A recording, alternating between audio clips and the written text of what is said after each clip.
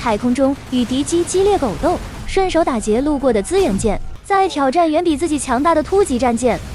大家好，我是鲶鱼。这次要介绍的 Everspace 是一款战斗爽快的太空战机 Roguelite。我们将扮演一名意外获得自我意识的复制人，在电脑 AI 的陪伴下，于一次次的轮回中，为了夺回自己的自由而战。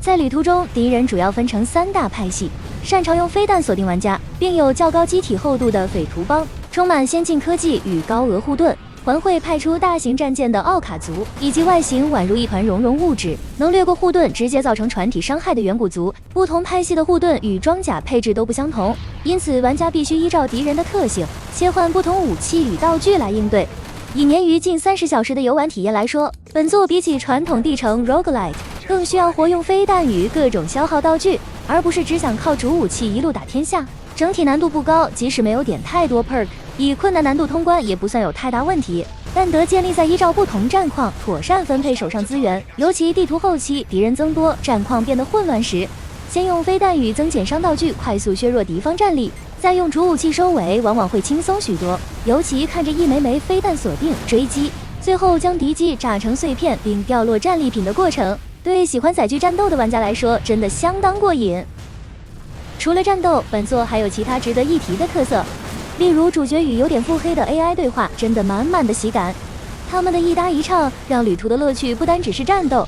聆听对话也能会心一笑。而对于喜欢太空景色的人来说，也能放松步调，欣赏沿途景色，尤其是带有自然灾害的地图，越危险的地方往往景色也更加迷人，但也有可惜的地方。以 Roguelite 这种需要一轮又一轮的挑战的游戏，通常需要丰富的 build 变化来支撑趣味性。本作战斗本身虽爽快，但背后的攻击模式难以有太多变化，大约10几个小时便开始觉得反复而降低趣味性。假如可以再多一些挑战，或是多几种不同攻击模式的战机就好了。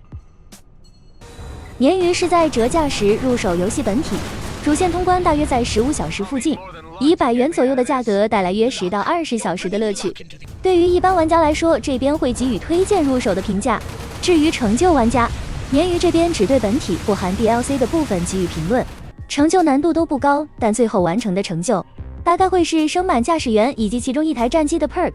这部分会再多农约10个小时。本鲶鱼最后本体全成就的时间约是30小时。后面的游玩虽然乐趣会降低，但至少对鲶鱼来说降幅在可接受的范围内，所以同样值得一玩。